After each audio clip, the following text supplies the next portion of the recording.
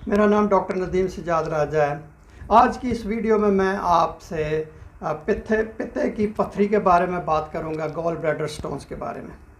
इसमें हम बात करेंगे कि गॉल ब्लैडर स्टोन्स कितनी किस्म के होते हैं, इनके बनने की वजूहात क्या होती हैं और इनकी वजह से अलामात कौन सी ज़ाहिर होती हैं, इसकी तशख़ीस कैसे की जाती है, इसके बाद इसका इलाज क्या है और पित्ते की पथरी के बनने के अमल को रोका कैसे जा सकता है।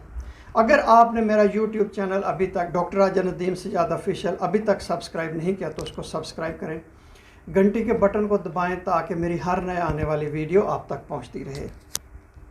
पित्ते की जो पथरी होती है वो एक सख्त किस्म का पत्थर होता है कि जो अमूमन हमारे जिस्म में ग़िज़ा को हज़म करने के लिए जो माया होती हैं, जिस तरह बाइल होगी, उनसे ये बनता है।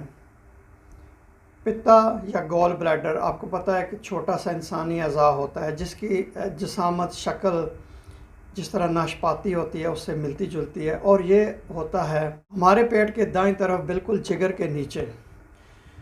और जो भी जिगर बाइल बनाता है हमारे पित्ते में से होके वो छोटी आंत तक पहुंचती है और हमारी ग़िज़ा को हज़म करने में मदद देती है।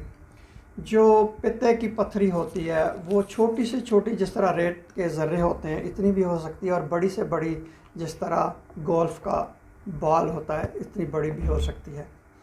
कुछ लोगों में सिर्फ़ एक पथरी पैदा होती है और कुछ लोगों में एक से ज़्यादा पथरियाँ भी बन सकती हैं।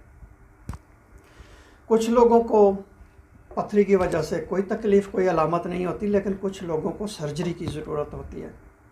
अब बात करते हैं कि पथरी की वजह से क्या मसाइल हो सकते हैं और उसकी अलामात क्या होती हैं।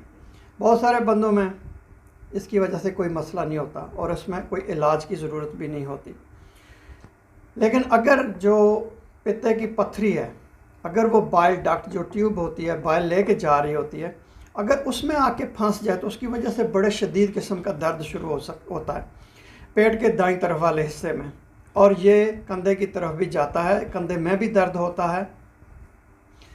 उसके बाद जो हमारा पेट का हिस्सा होता है बिल्कुल छाती की हड्डी के नीचे, उसमें भी दर्द होता है, बहुत शदीद किस्म का दर्द होता है। और अमूमन इस तरह होता है कि हमारे कंधों के दरमियान कमर की पिछली तरफ भी शदीद किस्म का दर्द होता है, मतली भी आती है, कै भी होती है, और अगर इसकी वजह से इन्फेक्शन हो तो फिर बंदे को बुखार भी और कभी भी तारी होती है। दो किस्म की पित्ते की पथरियाँ होती हैं। एक होती है जो बहुत ज़्यादा होती है, कोलेस्ट्रॉल गॉल स्टोन्स इसको कहते हैं, इसका पीला रंग होता है और ये कोलेस्ट्रॉल से बनी हुई होती है या दूसरे जो हमारे ग़िज़ा में हज़म करने वाली चीज़ें होती हैं उनसे बनी होती है। एक जो दूसरी किस्म होती है उसको कहते हैं पिगमेंट स्टोन। ये बिलीरुबिन की वजह से बनी होती है, इसका गहरा भूरा रंग होता है या काला रंग होता है। अब बात करते हैं कि पित्ते की पथरी बनती कैसे है। अगर जो बाइल है अगर उसमें बहुत ज़्यादा कोलेस्ट्रॉल हो, अमूमन इस तरह होता है कि बाइल में केमिकल्स होते हैं जो कोलेस्ट्रॉल पर अमल करते हैं और इसको डिसॉल्व कर देते हैं, जो कि हमारा जिगर बनाता है। लेकिन अगर हमारा जिगर बहुत ज़्यादा कोलेस्ट्रॉल बना रहा हो तो फिर जितने भी ये केमिकल्स होते हैं ये उस पर असर नहीं करते हैं और उसकी वजह से कोलेस्ट्रॉल पहले क्रिस्टल्स बनाते हैं, उसके बाद पथरी बना देते हैं। दूसरी जो वजह होती है कि अगर बाइल में बहुत ज़्यादा बिलीरुबिन हो, बिलीरुबिन जैसा कि आपको पता है कि जब रेड ब्लड सेल्स जो हैं उनका तोड़ फोड़ का अमल होता है कुछ बीमारियों में, तो उसकी वजह से बिलीरुबिन बनती है। मसलन किसी को लिवर सिरोसिस है, जिगर की बीमारी है, उसका जिगर सही काम नहीं कर रहा, या अगर उसको बार बार गॉल ब्लैडर की इन्फेक्शन हो रही है, पित्ते की इन्फेक्शन हो रही है, या कुछ खून की बीमारियां होती हैं, उसमें फिर इम्कान होता है कि पित्ते में पथरी बन जाए। एक और किस वजह होती है कि अगर आपका जो पित्ता है अगर वो पूरी तौर पर खाली नहीं हो रहा किसी भी वजह से, कोई बीमारी की वजह से या कोई पैदाइशी नुक्स है, तो इसकी ये भी वजह हो सकती है। अब बात करते हैं कि किन लोगों में पित्ते में पत्थरी बनने का ज़्यादा इम्कान होता है। औरतों में, ख़ास तौर पर 40 साल से जिनकी ज़्यादा उम्र होती है। उसके अलावा कुछ ऐसी अक़वाम होती हैं, मसलन जिस तरह नेटिव अमेरिकन्स होते हैं, हिस्पानिक होते हैं, मैक्सिकन होते हैं, इनमें ज़्यादा इम्कान होता है। या जिन लोगों का वज़न ज़्यादा होता है, या वो लोग जो वर्जिश नहीं करते, चुस्त नहीं होते, हामला ख़वातीन में, या जो लोग चर्बी वाली चीज़ें बहुत ज़्यादा खाते हैं या कोलेस्ट्रॉल वाली चीज़ें बहुत ज़्यादा खाते हैं और सब्ज़ियों का, फलों का इस्तेमाल बहुत कम करते हैं। उसके बाद ख़ानदानों में भी होता है। शुगर जिन लोगों को हो उनमें भी पित्ते की पत्थरी बनने का इम्कान होता है। या जिन लोगों को खून की बीमारी हो, मसलन सिकल सेल डिज़ीज़ हो, खून की कमी का शिकार हो या कैंसर हो।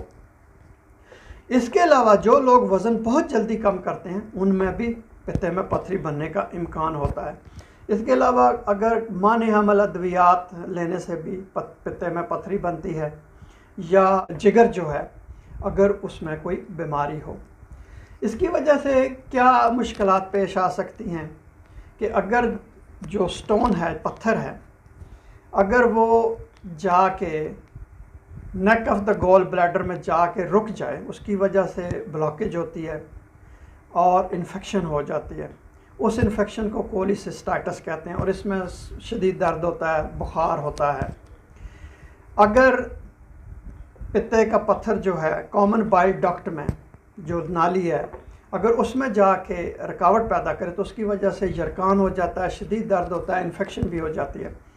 और अगर ये पेंक्रियाटिक डक्ट, जो पेंक्रियाज जो लबा है, जो वो जूस बना रहा है और वो जूस की नाली आके कॉमन बाइल डक्ट में मिलती है और उसके बाद ये दोनों जो भी जूस होता है उसको ड्यूडिनम में लेके जाते हैं। इसकी ब्लॉकेज की वजह से भी इन्फेक्शन हो सकती है और बड़ा शदीद किस्म का दर्द होता है। इसकी वजह से कैंसर भी हो सकता है, पित्ते का कैंसर भी हो सकता है। इसकी तशख़ीस जो है वो ज़ाहिर है अलामात की वजह से होती है। तकलीफ़ जब वो डॉक्टर को आप बताते हैं, डॉक्टर आपका मुआयना करता है, आपके हाथ लगा के देखता है। उसके बाद अल्ट्रासाउंड जो होता है वो बड़ा मुफीद होता है, अल्ट्रासोनोग्राफी। उससे पता चलता है कि पित्ते में पत्थरी है, कहाँ पे है, कितनी पत्थरियाँ हैं। उसके बाद एक और टेस्ट होता है जिसको कहते हैं एंडोस्कोपिक अल्ट्रासोनोग्राफी। ये एक छोटी सी ट्यूब होती है जो आपका डॉक्टर मुंह के रास्ते निज़ाम हज़म में जाके देखेगा, फिर उसके बाद वो पित्ते में जाके देखेगा कि कितने वहाँ पे पत्थर पड़े हुए हैं। और जो दूसरे टेस्ट हैं उनमें मुख्तलिफ होते हैं, मसलन कंप्यूटराइज्ड टोमोग्राफी होती है जिसको आप सीटी स्कैन कहते हैं। इसके अलावा ओरल कोलिसिस्टोग्राफी होती है, hepato biliary immuno diacetic acid scan होता है। फिर दो और किस्म के टेस्ट होते हैं जो आपके डॉक्टर करते हैं। एक को कहते हैं मैग्नेटिक रेजोनेंस कोलेंजियोपेंक्रियाटोग्राफी या MRCP। इसके अलावा एक और होता है एंडोस्कोपिक रिट्रोग्रेड कोलेंजियोपेंक्रियाटोग्राफी और ERCP में वो इस प्रोसीजर के दौरान अगर वो पत्थर देखें तो वो निकाल भी देते हैं। इलाज इसका कैसे होता है? इलाज इसका, अगर आप में कोई अलामात नहीं है, कोई तकलीफ़ नहीं है, तो इसका कोई इलाज करवाने की ज़रूरत नहीं है। लेकिन कुछ लोगों को सर्जरी की ज़रूरत पड़ती है। वो सर्जरी में पित्ता जो है वो निकाल देते हैं, उसको कहते हैं कोलिसिस्टेक्टमी।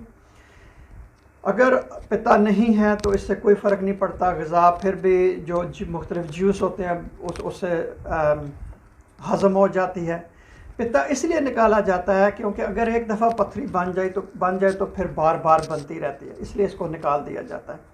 उसके अलावा कुछ दवाएं भी इस्तेमाल की जाती हैं पित्ते की पत्थरी को पिघलाने के लिए, लेकिन वो महीने या कभी कभी साल लेती हैं।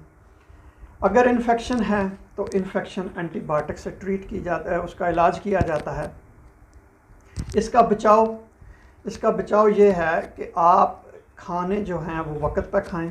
इस तरह ना करें कि कोई खाना छोड़ दें, तो इसकी वजह से फिर कोलेस्ट्रॉल ज़्यादा पैदा होगा और फिर बड़ा मसला हो जाएगा, पथरी बनेगी। अगर आप वज़न कम कर रहे हैं तो एकदम वज़न ना कम करें, आहिस्ता आहिस्ता वज़न कम करें। सब्ज़ियाँ, फ्रूट, इस तरह की चीज़ें आप जिनमें फ़ाइबर ज़्यादा हो, या ग़िज़ा दालें, वो आप खाएं। और अपना वज़न जो है उसको हमेशा मुनासिब रखें, आपका वज़न बढ़ा हुआ नहीं होना चाहिए। बहुत शुक्रिया ये वीडियो देखने का। अगर आपके ज़हन में कोई सवाल है तो आप कमेंट्स के सेक्शन में लिखें, मैं उसका जवाब दूंगा। बहुत शुक्रिया।